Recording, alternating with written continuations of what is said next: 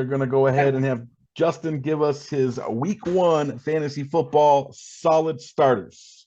Floor is yours, brother. All right, cool. Yeah, so especially, I would say, especially if you're running a super flex league, every player that we're going to discuss here, certainly I believe is going to be a great flex player, if not better. They could be in their uh, positional group, like number one in the top 10 for the week. So I'll start by going with Trey Lance. So this is not my fandom. Let me just start by that. I believe here that he's got a really, really good matchup against the Chicago Bears, who are going to be without Khalil Mack for the first time in a few years. He's off to the Chargers. So their defense probably isn't going to be any better. I actually am going to be expecting Trey Lance to get a few chunk plays through the air in this game, which they showed in the preseason. They're going to be airing that ball out. They're going to let him use his arm. And then I expect him also to get a lot of yards on the ground as well. So the matchup here is really, really favorable if you're basing it on like the Bears defense and the athleticism. I mean, I think you're going to get a lot out of Trey Lance in this game. The next guy, follow Brandon Ayuk. You can start him confidently as either a wide receiver 2 or a flex, in my opinion. There's all off season, not just during preseason, not just during training camp. It's been all off season that they've been talking about how Trey Lance and Brandon Ayuk have been working together, and I think that's going to come to fruition right here in week 1. Trey Lance, probably get a touchdown. I would say 7 receptions, so not a ton of receptions, but there's going to be some big chunk plays in there. I could see IU going for 100 yards, 7 receptions, 100 yards, and a touchdown. So solid wide receiver 2 and flex numbers. Cortland Sutton, I think he's going to be the beneficiary of a big game from Russell Wilson going to play Seattle. This is going to be a really, really interesting game. So I think Cortland Sutton, he's actually been a stud in fantasy once in 2019, dealt with some injuries, dealt with some, lackluster quarterback play. There's already, again, reports out of training camp and practices. The Broncos beat writers are talking about how him and Wilson and Sutton have really had a connection. Sutton's his go-to guy, apparently, in situations where plays are breaking down. I don't expect a lot of plays to break down against the Seahawks. Their defense probably isn't going to be too good. So that's another reason why I like Sutton this week is because the matchup. Honestly, the matchup, the Seahawks defense isn't going to be great. Then Freiermuth. I like Freiermuth going back to last year. When Ebron got hurt and he came in, I watched a few games and he played really well. And I remember telling you, Brad, and a couple of other league mates, like, watch out for this guy. He's gonna have a really good season. And from the time he took over as the starter over there to the end of the season, he was actually the number 7 PPR tight end during that time frame.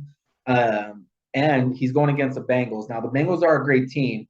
But I will point out that Freiermuth scored a touchdown in each game last year against the Bengals and had double-digit points. So I would certainly start him with confidence. The tight end pool is pretty slim once you get past like Kelsey and Andrews and those top names. So Freiermuth is going to be a really good start at tight end, and then Etienne. So I really like Etienne. Robinson's expected to play, but I think he's going to be on a snap count.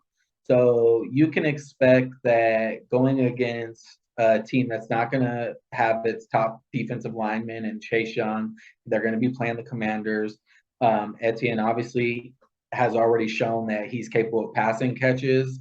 He's going to be able to run the ball in this game. So expect 20 total touches, probably, maybe 22. Over 100 total all-purpose yards and a touchdown. All right. Yeah. So with Trey Lance, I think I'm not going to argue that he's going to probably use his legs quite a bit. We tend to see young mobile quarterbacks do that a lot once their first or second read breaks down. I think that we saw in the preseason, in the first game, not so much last night. He did not look very well last night, but he didn't look very good at all. But in the first preseason game when he came out, he got the long touchdown pass. I think it was like 76 yards for a touchdown. So we're going to see some explosive plays like that. I think the Bears give him an opportunity to do that. I was looking here. Looks like the Bears gave up averaged 17 and a half points to quarterbacks last year in fantasy.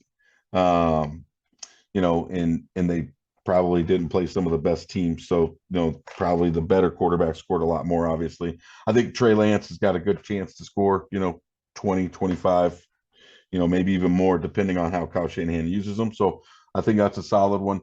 Uh, when you look at Brandon Ayuk and Cortland Sutton, my bad. Same thing. Brandon Ayuk has a great matchup. It's even better matchup. The Bears are even better matchup for wide receivers than they were for quarterbacks last year, giving up roughly 23 points a game to wide receivers. And then Seattle, they were one of the tougher teams actually on wide receivers. They gave up less points, but I think it was because the offense they ran, a lot of ball control, not a lot of back and forth possessions. They gave up roughly 20 points per game to wide receivers. Freiermuth, I like him. I think that whoever the quarterback is for Pittsburgh, Freiermuth is going to be their security blanket. He showed flashes last year of being a really solid fantasy tight end. I had him on my team for a couple of weeks, and he came through for me. Didn't pay off in the end because I didn't win the championship. But hey, this year's a new story. And then Etienne, we talked about it a couple of weeks ago. He's coming off an injury, so he's a little unknown. But I think that Trevor Lawrence's comfort level with him and just him being a young, fresh body, I think that he ends up becoming the RB1 in Jacksonville pretty quickly. And he's going to have a phenomenal season this week in particular. The first week coming up, I think that he's got a good shot to impress. I'm not sure if, depending on how much time they split, if he'll be a top 10 RB in week one, but I think he's got a good shot to impress his teammates, impress his coaches, and in the weeks to come, he could definitely be a staple in that top 10, top 12 running back. So that's my reaction to your fantasy solid starters. Tori, you got any reaction? Yeah, I really like Ayuk, and I've liked Cortland Sutton for a number of years now. I've got Ayuk actually in my dynasty league, so I really hope. I kind of hope he has a great year. Of course, I kind of don't, but I do like that pick. I don't know. I don't like the Freiermuth or Lance as much, although I do think Freiermuth has some upside because tight ends, as you said, is there's not a lot of talent across the league at that position. I think if you're banking on Trey Lance in your week one as your quarterback, I hope you're in a very deep fantasy league, maybe a 2-quarterback league. I don't know if I just don't think he's going to be there yet. I think by the end of the year he may be in that category, but I'm not sure he's going to be there yet. And then I think the running back for the Jags, I think he's going to be a very strong candidate this year to finish the season as a top 10 running back. I think he's going to catch a lot of passes. I think he's going to be the focal point of their offense, especially since he didn't get to play at all last year. He should be fresh can be. So I definitely like Etienne, Ayuk, and Sutton for sure. All right. Well, you're wrong about Trey Lance, but whatever. I could be wrong. That's why I would call it. I could be wrong. I might be right. No, I get where you're coming from, and you're right. And that's I told Justin when we did our division picks the other day.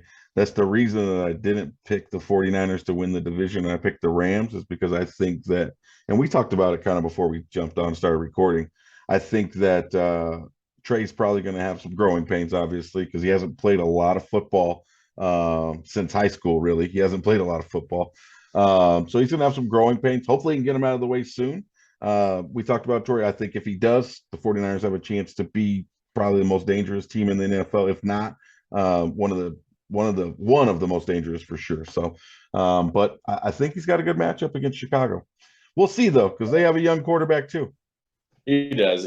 I think with the key with Lance is going to be the Mahomes effect, and it's going to be confidence. If Lance comes out and has a good first couple of games, his confidence is going to be sky high, and the Niners are just going to take off. If he does have growing pains early, it could be an up and down season potentially. Yep, I agree. Well, it's a good opportunity for early success because our first few games are against. Let me pull that back up. I know it's not a terribly tough schedule. We got the Bears week 1, obviously. Here, let's see. And then I looked at it earlier. So